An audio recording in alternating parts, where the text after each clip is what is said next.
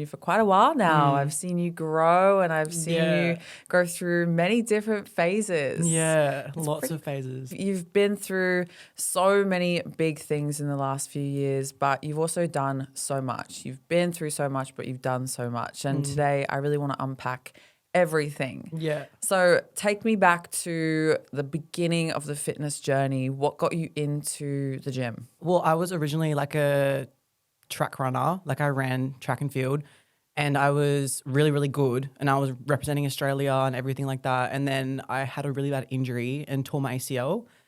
And that was pretty much it. Like game over, like no more running. Like, you know, when you tear ACL, that's a big recovery. And when you're a sprinter, it's like really difficult to get back to the level that you are.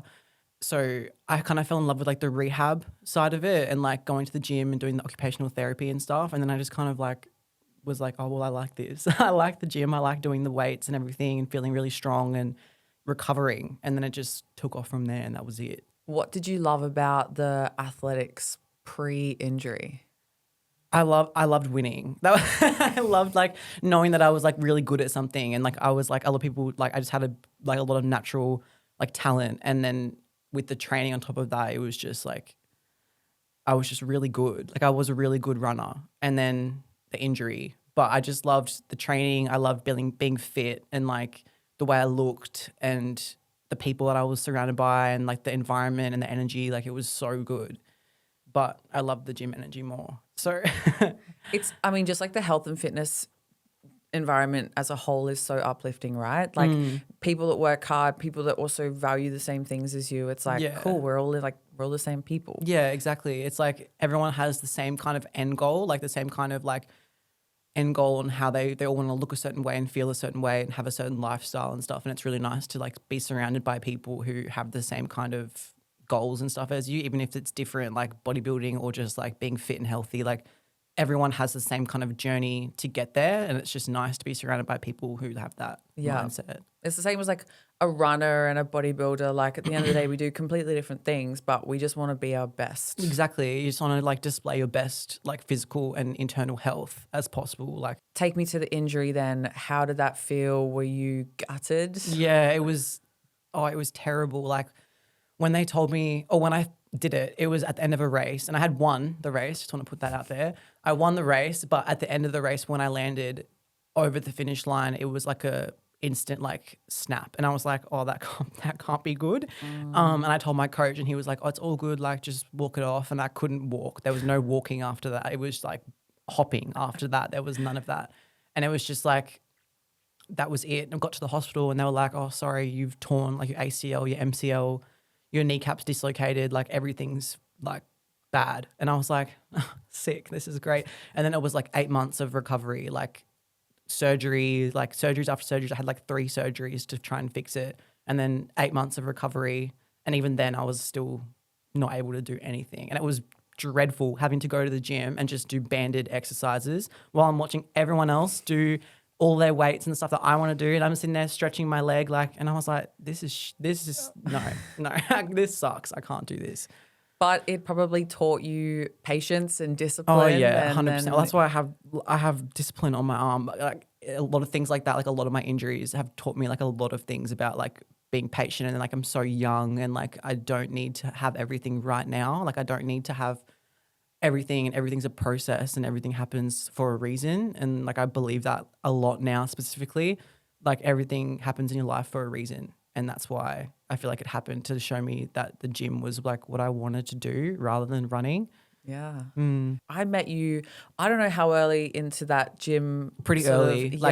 Within like my first year of like training properly, like gym specific, because I was already pretty fit from the running. But training like gym specifically, like that was when we first met. Like, and you saw a lot of growth in those first few months and years. What do you put it down to? Was it just the consistency and the discipline? I think it was like the habit of already being very like on top of like my eating and on top of my sleep. And because I was still at school, like I was still studying full time and working as well. And then so I had a very good routine and like I knew what I wanted to do. And I had done a lot of research and obviously I'd seen a lot of things on social media about how you would gain muscle and stuff like that. So I was just kind of eating really well. And it was just because of the habit of like growing up being an athlete So when I started noticing progress, I was like, well, this is working, so we're just going to keep doing it. And it just went from there. It's so good having like a sport background. You really get taught discipline and like just that consistency moves the needle more than anything else, right? Like especially with the gym, it's not about if you can have one perfect session. You have to just have lots and lots and lots of sessions stacked up. And I guess, again, like that injury probably taught you that patience is like, okay, I've got to just do this for a long period of time. Yeah. Because a lot of people just, they don't see results in like a month and they're like, oh, this sucks. No, you know?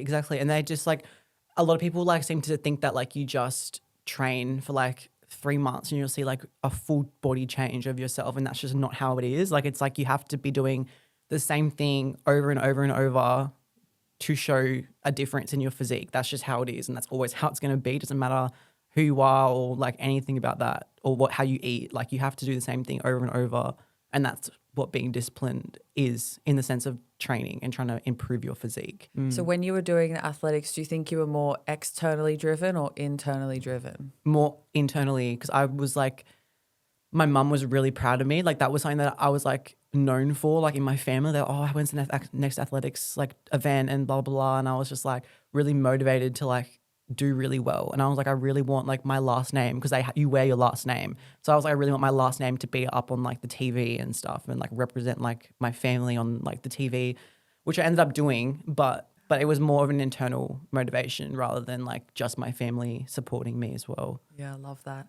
I used to have I did track and field as well, and I had like the last name, like, you know, it was like a piece of cardboard. You stick it on with the pins, right? I used to have them stuck on my front, like on my door of my bedroom door, on the front of my bedroom door.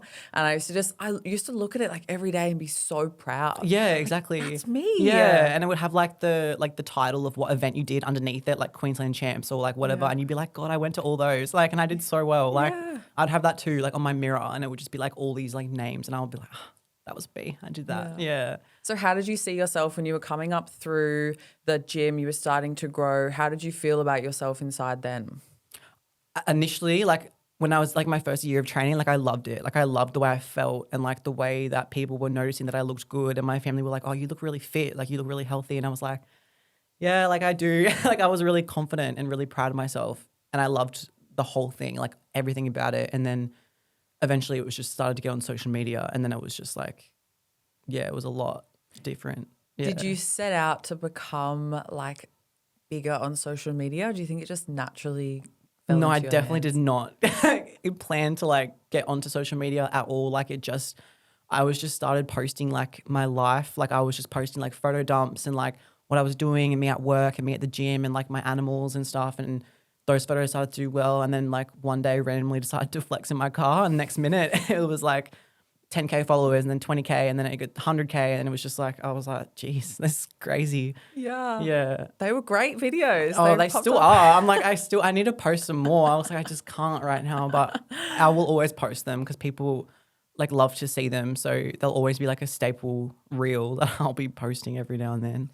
How did you catch the stride? I know a lot of people kind of will get like a few videos that pop off and then they don't really do anything with it. What was your process? Again, probably just consistency, right? Yeah, like when I started, I got like my first 10K, and I was like, okay, well, I need to figure out how to do it properly because I'm not going to just have 10K followers. Like I want to do this now.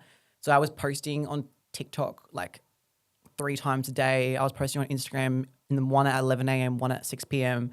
for like 3-4 months straight. And then I got to like 50K. And I was like, okay, this is well. So I'll just go back down. I went to start on Instagram once a day at nighttime and then twice a day on TikTok. And then I kept doing that for like a year. And then that was it. And I just continued with that for up to now. So I think the real theme here is just like that consistent effort. You've really just shown that if you just keep at something, whether it's in the gym, track and field, social media, if you just literally don't quit, you'll get somewhere eventually. Yeah, because people have such low like faith in themselves. Like people don't have faith in themselves. Like if they want something, you can do it. Like if you want to do something in your life, regardless of what it is, like if it is social media or whatever, and you want to do well on social media, then just you have to actually put in some effort. Like people don't want to match the level of effort to like the reward. They don't understand how hard it was to get somewhere. They see someone with like 100K followers and they're like, oh, that would have been so easy to do that. And then in reality, this person is like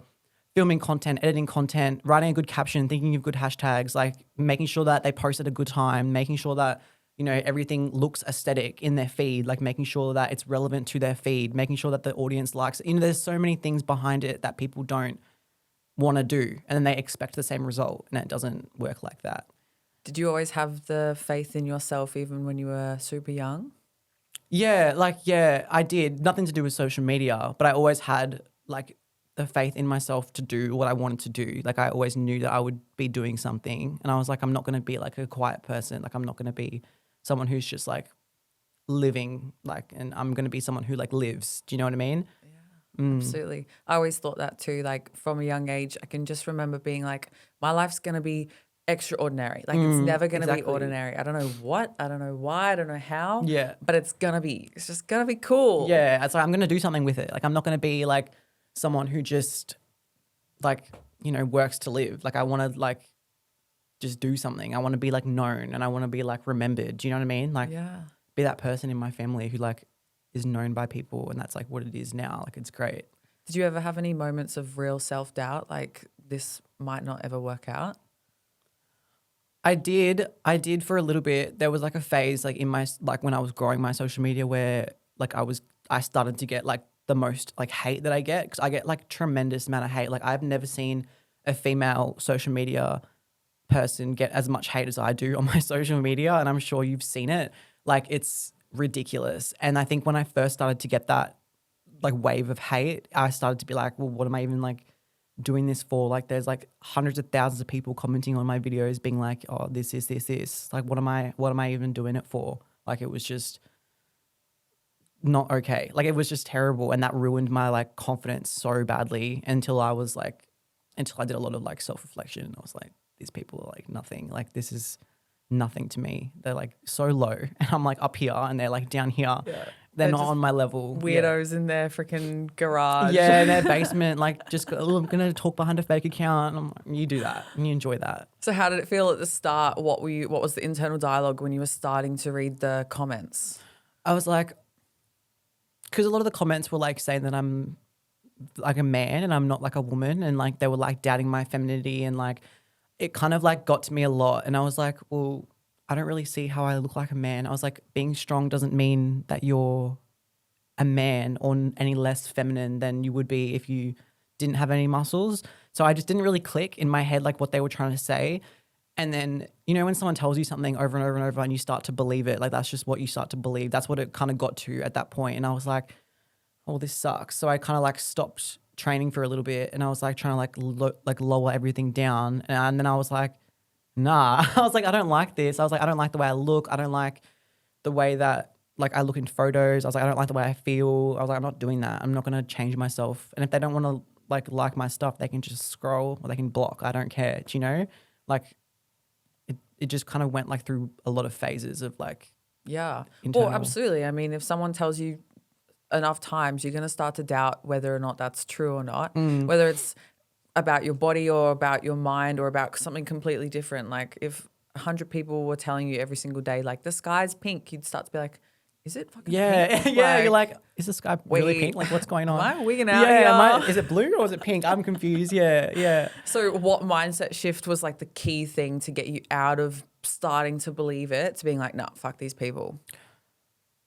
I think it was like probably at the time, it was probably my coach. Like my coach that I had at the time she was very like displaying to me that it was okay and that I looked really good. And then she was showing me messages from people who were responding to her story saying, oh my God, she looks amazing. Like she looks so good. And then I started to filter out comments, and I was like just looking at the positive stuff, and I turned my phone on Do Not Disturb so I didn't see that many comments. I like made my mum go through my DMs instead of me, so I wasn't seeing like all of that like negativity and stuff. So my mum would tell me what DMs to respond to and stuff like that. So it was like probably my mum and my coach that like switched me over to be like, well, it's actually not a bad thing to be strong and like look good and like kind of thing. And it was probably just those two people. It's crazy, like the way that society is, or I guess the way social media is, that like if you're doing well, people will pick you apart. And as soon as you started to catch your stride, people were like, we're going to find something, anything to bring you down. Yeah. But isn't it crazy as well that if you get 10 comments and 9 are positive and 1's negative, you're reading that negative one over and over and over again. You don't even see the positive ones. No, it's exactly like that. It's exactly what it's like. Like I will get like 600 comments on each post and like there'll be like maybe like 100 bad comments, but I'm like only on those comments. I'm like responding to all the positive comments and I'm like, thanks guys, like love you.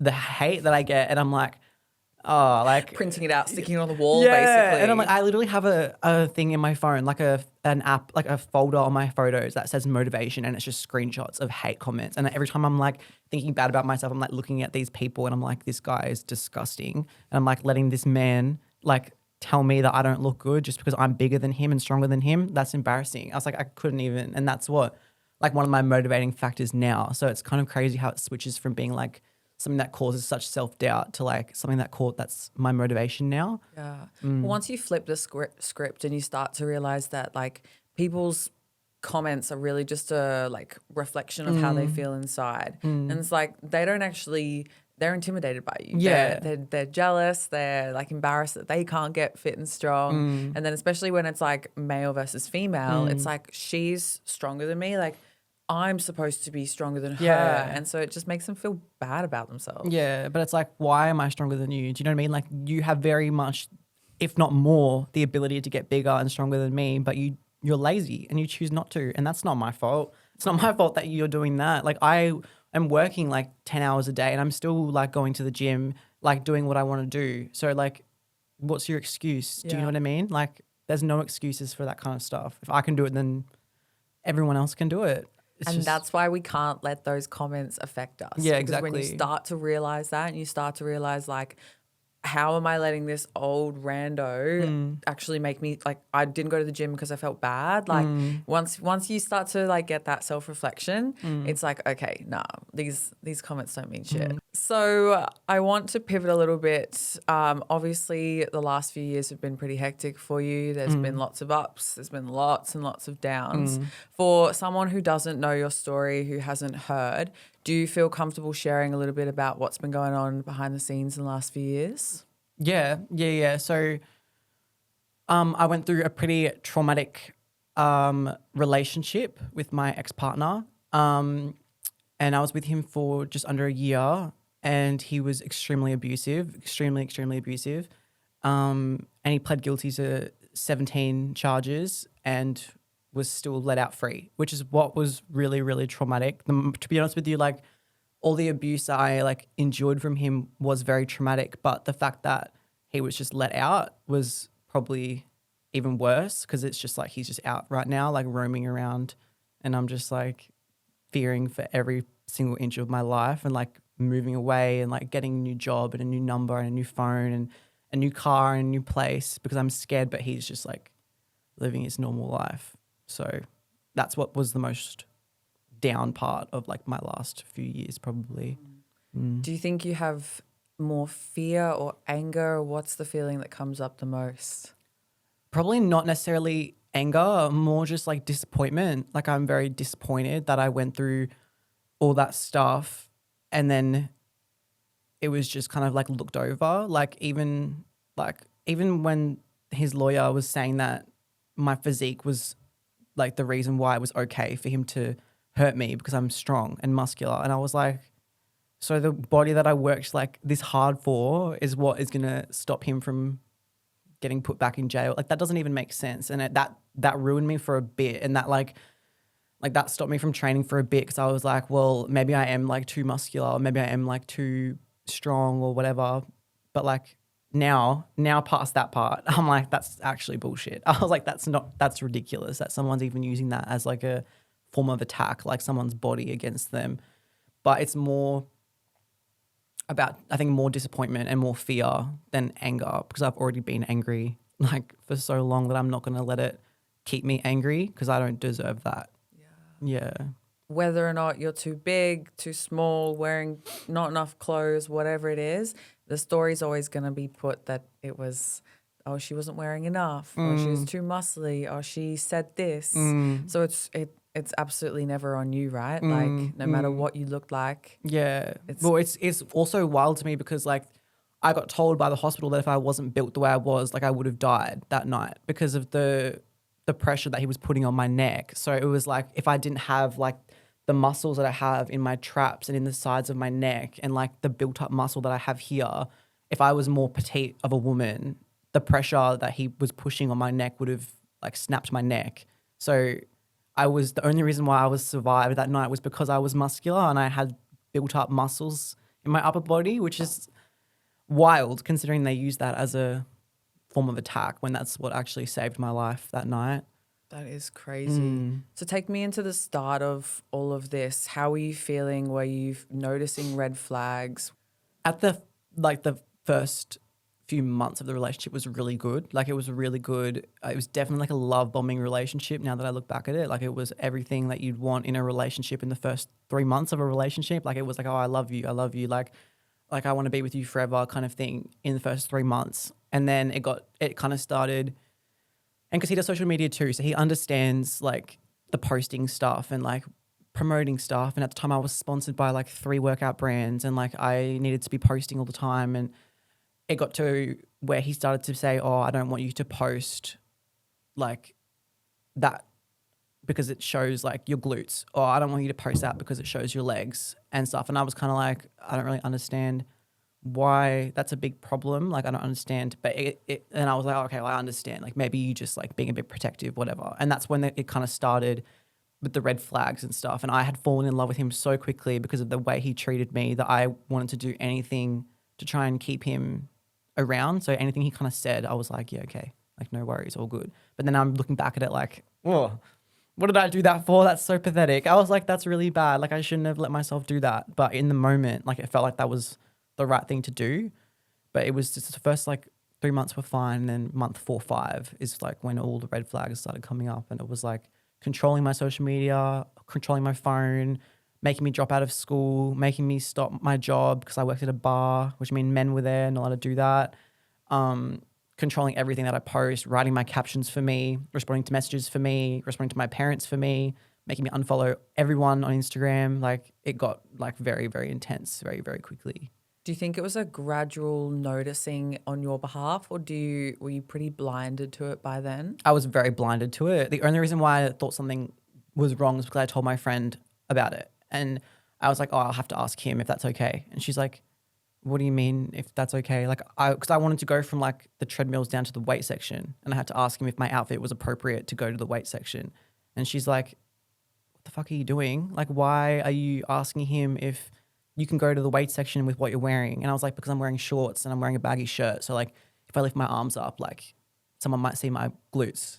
And she's like, what are you talking about? Like, that is ridiculous. And then I told her like everything. And she's like, oh, that's not okay, Charlotte. Like, you need to like get out of that relationship. And I just straight over my head, like completely ignored it. How did you feel about yourself in those times? Did you start to lose your confidence? Oh, entirely. Every day it was, oh, you look so bad. Like, you look so bad in leggings. You look so bad in shorts. Like, you only look good in trackies. Like, no one will ever like love you the way that you look. No one will ever love you like I love you. Like, no one will ever appreciate you how I appreciate you, kind of thing. And then it was like, got to the point where I didn't want to wear anything tight. It was just trackies. It was just loose shirts. Like, even now, like I get really, really anxious wearing like tight clothing in the gym because I don't want people to like look at me like, ew, kind of thing. Even though I know that I look good, I'm like also like, oh, I don't want him to find out that I'm wearing that. I don't want to post that because what if he sees it? Even now, when I know he's blocked on everything and he isn't supposed to be on my social media, but like, like I still get really anxious even now, but I know that I look good. I have a lot more confidence than I did back then. I was just like, everything he said, it was like, that's the way it goes. Well, it's just like the hate comments, right? Exactly, Like yeah. The more someone tells you something, you're going to start to believe it, and you're going to start to think, whoa, maybe that's true, maybe that's real, and crazy. Yeah. What was the moment that changed everything when you started to realize like, oh, fuck, what have I got myself into? Probably the first night that he like laid hands on me, and I was like, oh, that's not how you treat someone that you love. Like, that's not how you treat somebody that you care about. And I had left. Like we had an argument and I left, and then he came back to my car and then was screaming at me through my car. And I was just kind of like, what am I doing? I was like, what am I even doing this for? I was like, there's so many men out there that are so much more respectful and so much more loving and so much more caring that what am I doing this for? Like, this is ridiculous. And I just ended up leaving and then calling the same friend that I had told about. And she sat there and was like, Charlotte, you really need to like assess what's going on and talk to your parents about it, which I didn't do. And you need to figure out how to get out of this because it's not healthy and it's not good. But that night was the night where I was initially like, this can't be what like love is supposed to be. This is not right. No. What was the next sort of process then? Obviously, that wasn't the last time you saw him. How did the next few months go with how were you feeling? It was really difficult because I have a really strong trauma bond with him. So it was like, even though he was the one who like broke me down really badly, he was also the one who like built me back up and made me feel really good. So it was really difficult because I would get brought down by him, but then I would have no one around me to like bring me back up. So I would go back to him and he would be the one who did it. And that's how it was every single time. And it was just kind of like knowing deep down like that I needed to like get out of it and I need to start distancing myself. But also every time I did that, there was like consequences. And I knew that if I tried to leave, there'd be consequences. And if I like ever said anything about it, there would be consequences. So I just thought this was it. I was like, oh, this is just how it's going to be until he ends up breaking up with me. But even if he does, he still comes back anyway. So it was just kind of like I knew what had to happen, but I just didn't have like the strength to do it or do anything to fix it. Who were you leaning on the most then? Was it him to support you through it? Yeah. It was like he was like my support person. Like anytime he would do anything bad, it would just be like he would apologize and get me flowers. I'm so sorry, I would never do it again. Like, I love you so much. I'll change. I'll stop taking drugs. Like, I'll do this, I'll do that. And I'm like, yeah, I know, but you say that, but you don't. Like, actions. And that's so stuck with me now. Like, I don't care what people say to me anymore. Like, you can say, oh, I want to do this with my life, but I'm not going to believe you until you actually do it. Like, I'm never going to believe someone like, oh, I'm going to go over to Europe. I'm like, okay, cool. I'll believe you when you're there. Like, when you send me a screenshot of you in front of the Eiffel Tower, I'll believe you that you're over there. Do you know what I mean? Like, I have very little trust in people and very little faith that they're telling me the truth, and that's all from him. And eventually that will I will get better. Like, I'm working on that. But I just don't believe that people's words entirely match what they're actually going to do. And that's exactly what he did. Well, at the end of the day, most of the time, like, you can't really, like, words don't really mean anything. Like, if you say something, I'm sorry, prove it. If you say you're going to do something, you're going to go and start a business, do it. Because really, like, at the end of the day, in any situation, you can say anything. It's not going to mean anything until you actually do it, right? Yeah, exactly. Like, I can't even tell you, like, the amount of times I've had, like, old friends in the past, like, tell me, oh, I want to start this business, or I want to do this and I want to do that, and like, blah, blah, blah. And then they don't do anything to actually start the business or to start anything. And then they complain about their life. And I'm like, look, I'm sorry, but I'm not that kind of person. Like, I've started 3 businesses by myself. I've sold one of them already. Like, I've done all this myself. But you are saying and complaining about your life. I can't be surrounded with people like that. I don't want to be around that energy. I don't want to be around people who are so pessimistic about their life and about their goals. Like, I don't want to be around that. And like, they get so offended. And I'm like, well, what do you want me to do about it? Because I want to be somewhere. I want to be someone and be known and be successful.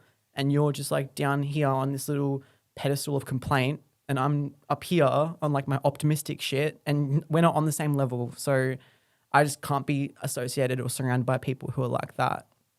Do you think that going through that process or going through that situation, now you can kind of look back and be like, oh, that taught me the mindset that you've just spoken about? Yeah, like, entirely. Like, a lot of the things that he did to me, like, emotionally affected me. It taught me so many things about like following through and like not just believing someone like that. Like, I trust people until they give me a reason not to trust them. But now I'm like, I don't trust you at all until you prove that I can trust you. And I think that that's a much better way. That could be me personally, but I feel like that's a much better way to be about people, especially in today's generation and society, to like wait until someone can prove that you can trust them with stuff before you just go ahead and just like give them your everything. And I think that that kind of mindset helped me a lot with like my healing and like trying to get over everything and move on. Where was it where everything just combusted? So that was like the main night, like the big night. I don't want to call it the big night because it wasn't. It was a terrible night. It was a really bad night. But that was the night where previously in the day I got into a car accident. So I had no car, a car accident that he'd caused as well. So I had no car. I was towed. It was written off. And then we got into an argument and I ended up having to get hospitalized. Like I was put in the hospital for a bit and I was like really, really bad. But I had told my friend about what had happened that night and she had called the police because I told the hospital something completely different to what happened and she had called the police and the police contacted my parents. And that was the first time my parents had heard about anything that was going on, like anything at all. So she convinced me to come back. And then when I got home, the police were all there and I just broke down to the police. I was like, I just felt like some sort of like wave of like, I need to like say something to them.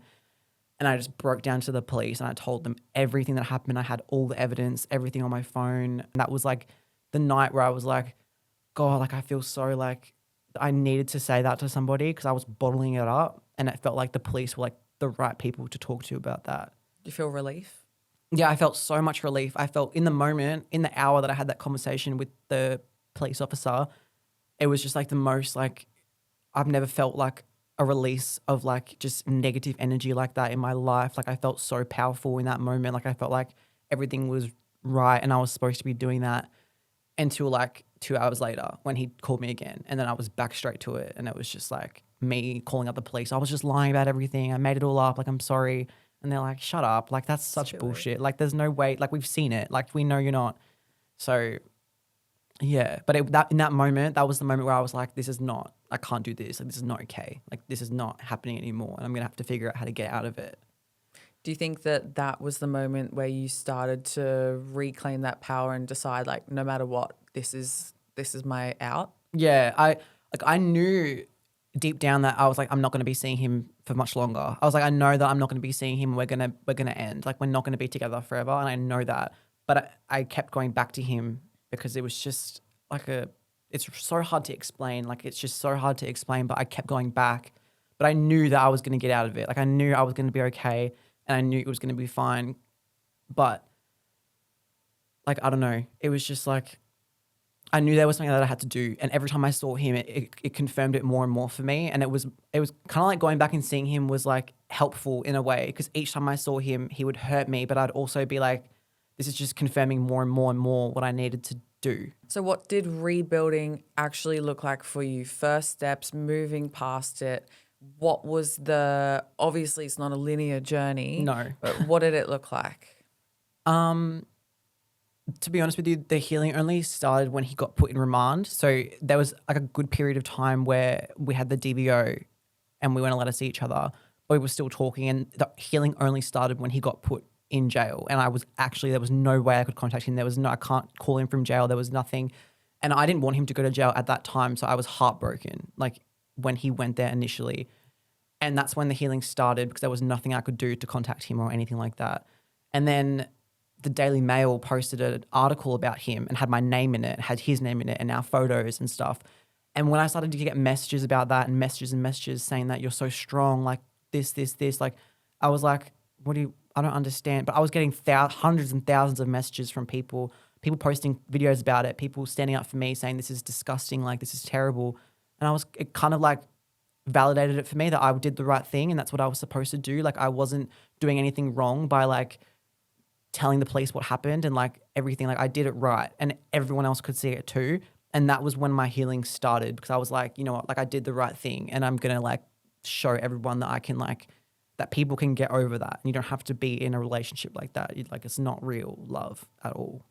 Do you think that the support and the people messaging you kind of gave you some strength? Yeah, 100%. Like I was getting heaps of like really bad messages as well. But in that moment, it was different to like getting hate. It wasn't like people saying, oh, he should have just like, let me finish the job, or like this, like things like that. But I wasn't looking at those comments as like I'm going to read those over and over. I was looking only at the positive comments, because my mental was like, those people are like that's really low. Like, that's not just like, oh, you look like a man. That's like I hope you died kind of comment. And I'm like, that's just disgusting. But so I would only be reading the positive messages I was getting from people, and it was just so like empowering. And I was like, this is just like, that's what I needed. I was like, that's what I needed to like show me that I did the right thing. And like, I didn't like do the wrong thing by putting him in jail. Do you know what I mean? Where else did you find the strength? Through obviously support? Did you have people to lean on that were helping you find yourself? Oh, I lost a lot of friends. Like I lost a lot of friends. Like all my friends. Like I lost everyone pretty much other than my family because they didn't want to be like talking about it as much. And at that time, that was my whole life. I wasn't training because I wouldn't want to leave my house because I felt sick. I had so much anxiety. I was depressed. I didn't like want to do anything. I had scars all over me. I didn't want to show my body. I didn't want to post. I didn't want to do anything. And they didn't want to hear about that all the time, which I do understand. But also like we're supposed to be good friends and you're supposed to be able to be there for me through hard things. So I ended up just cutting everyone off and literally just leaning on my parents. And that's it. It was like my mum and my dad. And they were like the biggest support team that I had. And it was just us three, like my brother, but he was overseas. So it was them physically in person.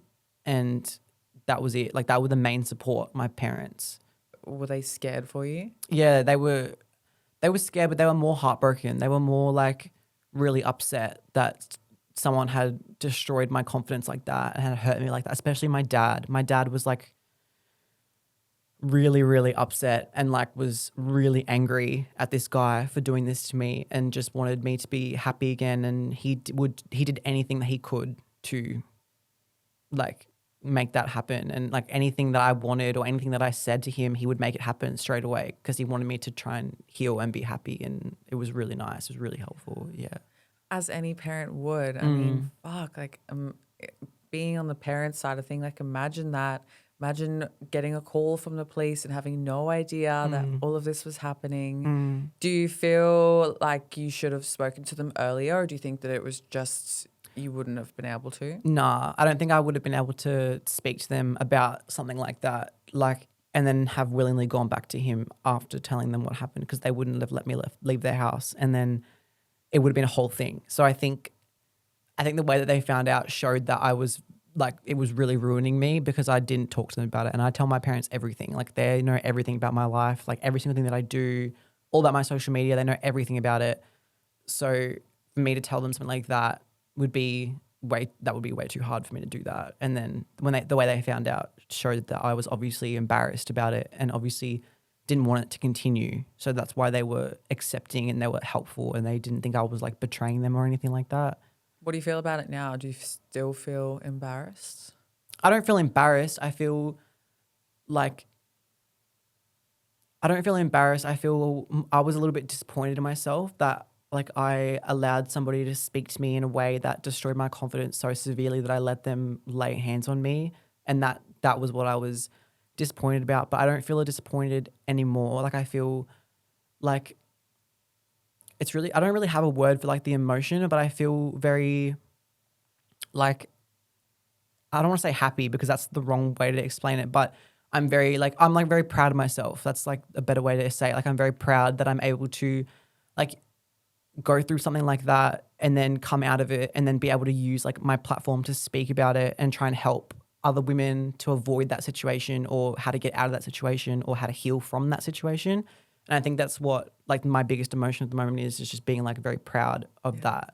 Yeah. Do you think you're at the point now where you've kind of come to this thought process of like, I'm not going to let that define how I feel about myself? Yeah, 100%, because that is very easily become a lot of people's like entire focus in life is like, I'm just a domestic violence survivor, like this.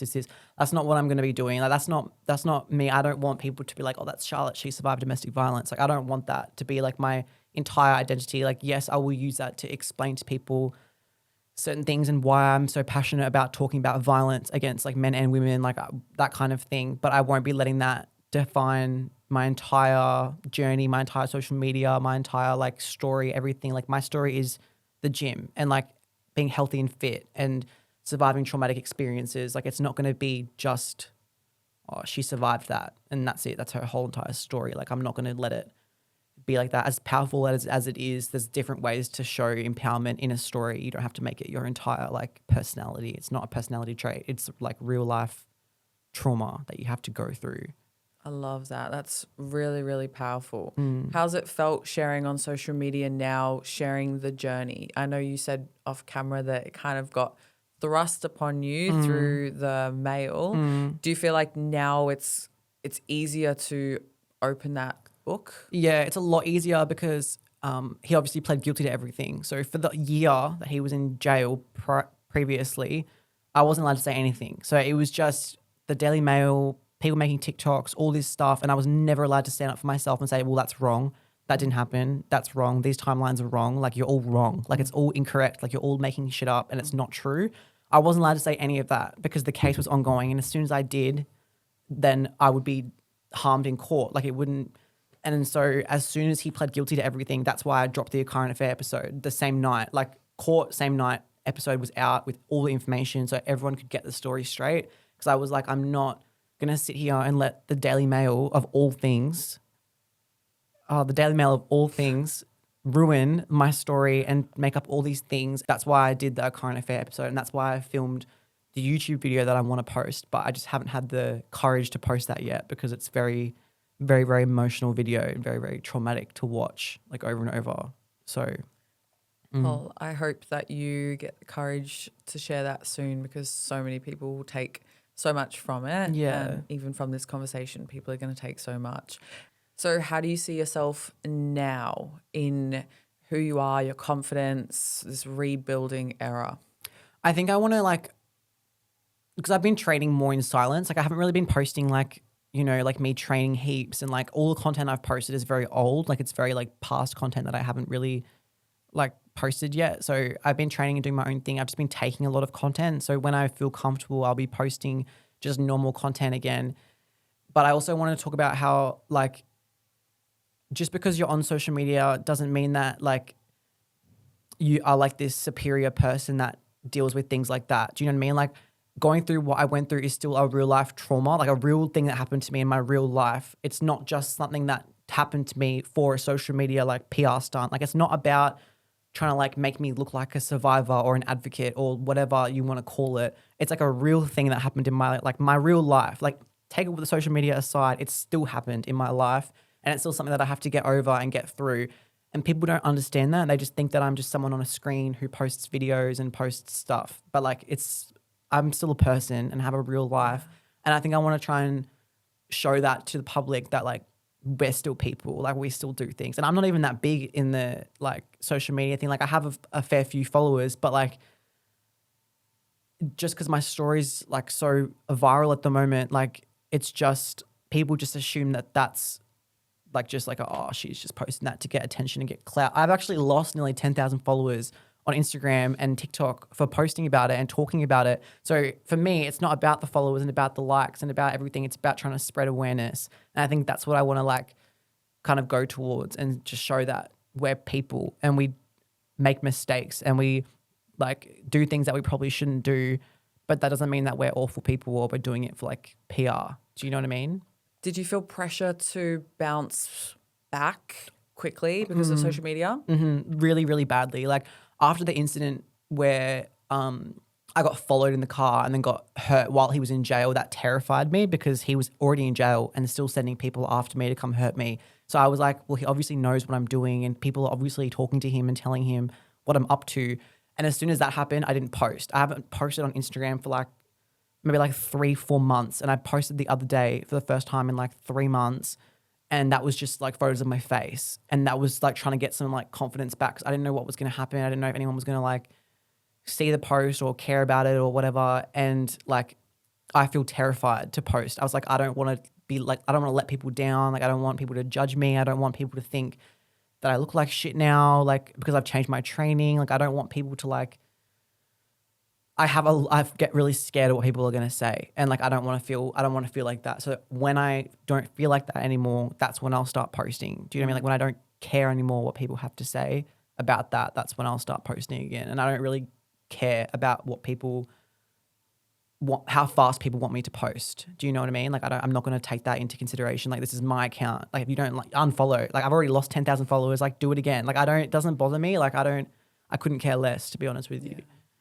I like what you said about like, I do agree. People kind of see social media people as superior people, but at the end of the day, you have the right to grieve and go through the process just as much as anybody else. It can be longer, it can be shorter. You can bounce back. You don't have to bounce back. Like, just because you have a following and people are invested in what you're doing doesn't mean that it has to be a certain way. Exactly. And people seem to think that like it's just like, oh, we see you on a screen flexing. Like, you don't know my real life. You don't know anything about what happened. You don't know how many things I had to do to make sure that photo was okay to post. I had to check the background. I had to check the weights, make sure the gym name wasn't on the weights. I had to check this, check that, check this.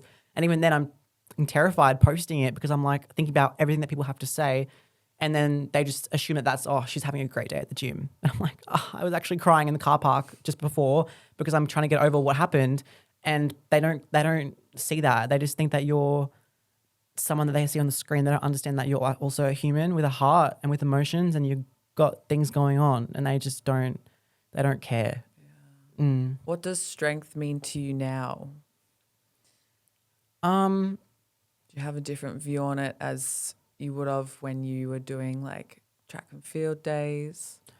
Yeah, 100%. I think before all this happened, strength for me was being able to eat all my meals and go to the gym and have a good session and get a good video. Whereas now strength for me is being able to get up and make my bed and leave my apartment and eat breakfast and go get to the gym, make it to the gym. That's the difference between it. And each day, like, my strength will get stronger, and getting up and making the bed won't be on the list anymore. Do you know what I mean? Like, that will be something that I'll do just because I'm excited to get up for the day, instead of being like, oh, I have to get up for the day.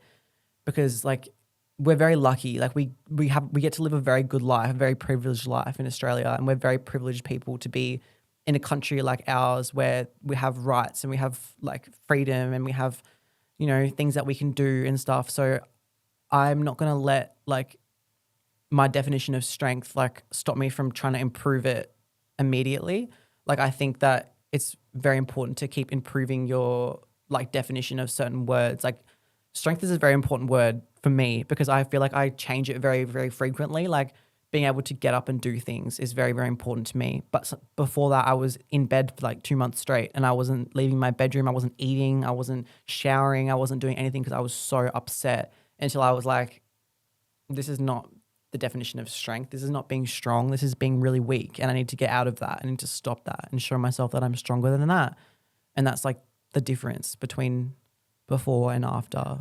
Well, strength can mean so many things. I had Lauren Simpson on the pod the other week, and she was talking about, you know, when she first started in the fitness industry, strength to her was like squatting 120 kilos or something. And then strength to her, now she's got a child. So strength to her is like fueling and keeping this kid alive. And like, it can evolve. And if it doesn't evolve, we end up getting stuck in ruts. Exactly. And I think it's okay also to understand that it can evolve, but it can also devolve. Like, it can also go down and become more simple, and then it can also evolve and go up and become more powerful. Like, you can change anything in your life. You can change the definition of words. You can change the definition of being fit. Like, you can say fit is like being really good at long distance running, or fit is really good at lifting like 500 kilos. Like, it's very different what you think each word means. And I think it's okay to change the definition of that word as many times as you want. Like, you don't have to ever have like a certain cement meaning to a certain word.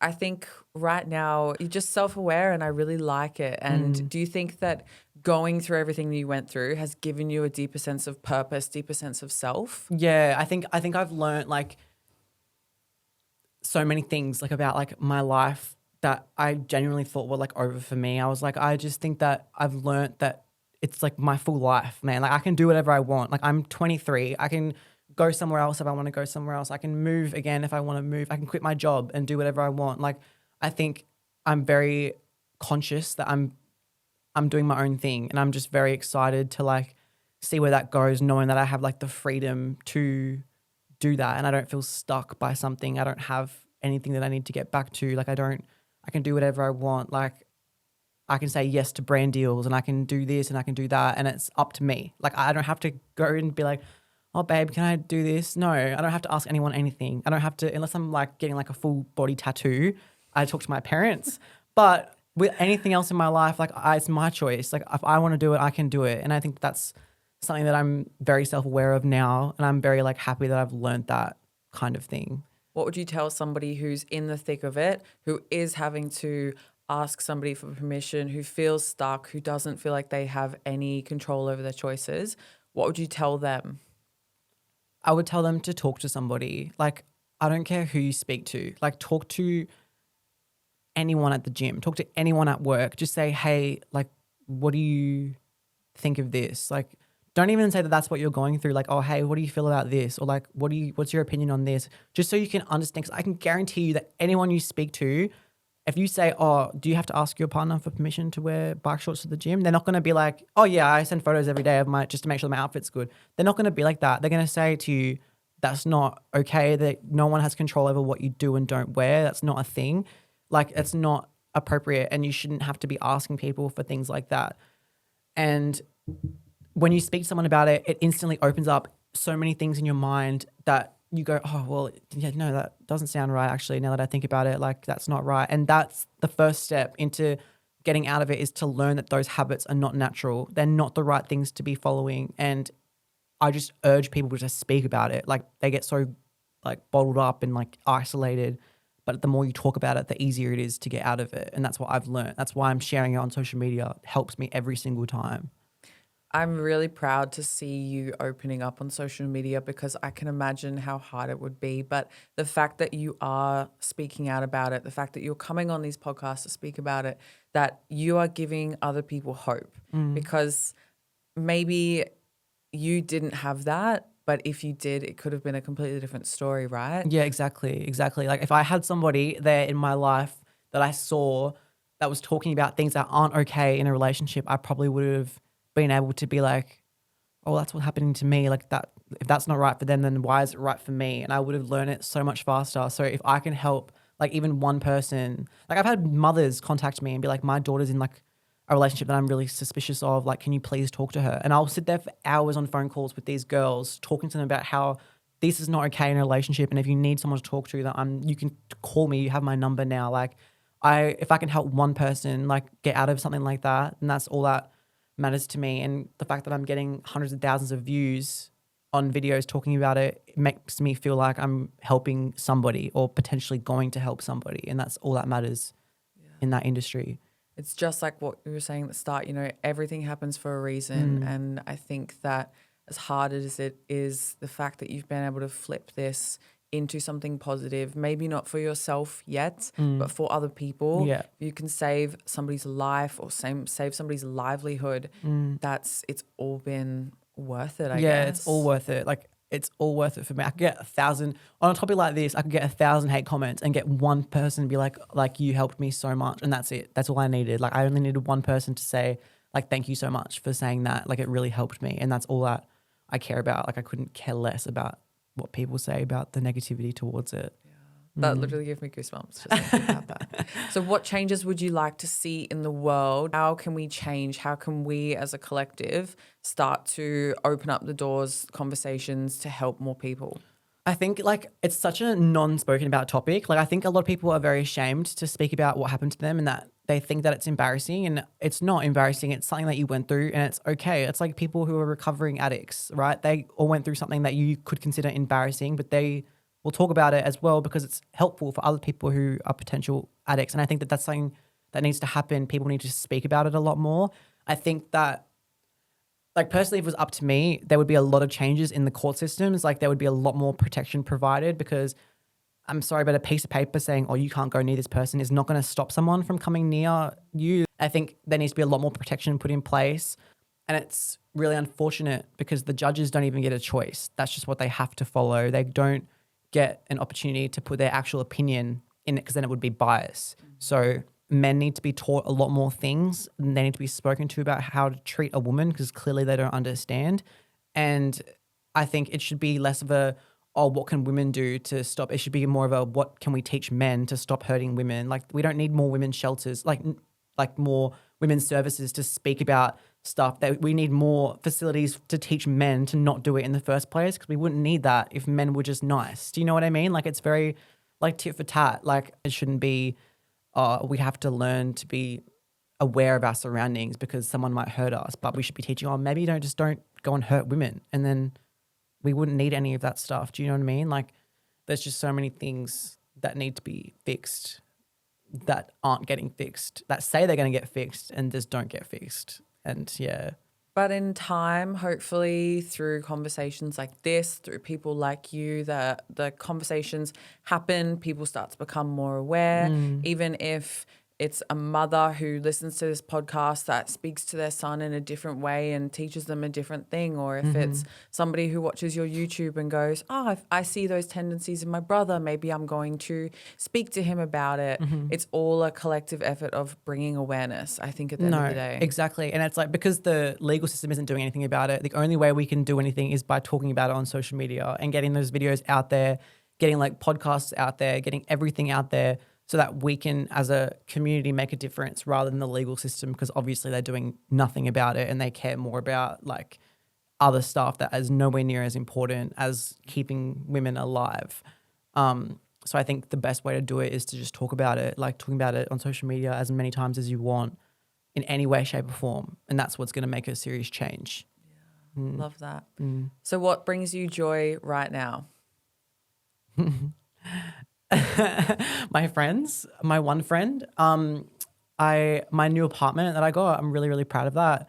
But also like my ability to go to the gym more freely. Like I'm a lot more confident going to the gym now and being able to like be just happier. Like I feel a lot happier, and it makes me, I don't know, I'm just really proud. That's like the only word that I can say. Like it makes me really proud that I'm able to like do certain things and not feel scared 24/7 like I was when I was like living here. Like I don't feel scared anymore going to work. Like I am surrounded by men in the workplace. So I feel a lot safer in that environment. Like going to the gym, a lot safer. No one really knows like where that gym is. It's just like a really safe place, and it makes me happier when I feel safe.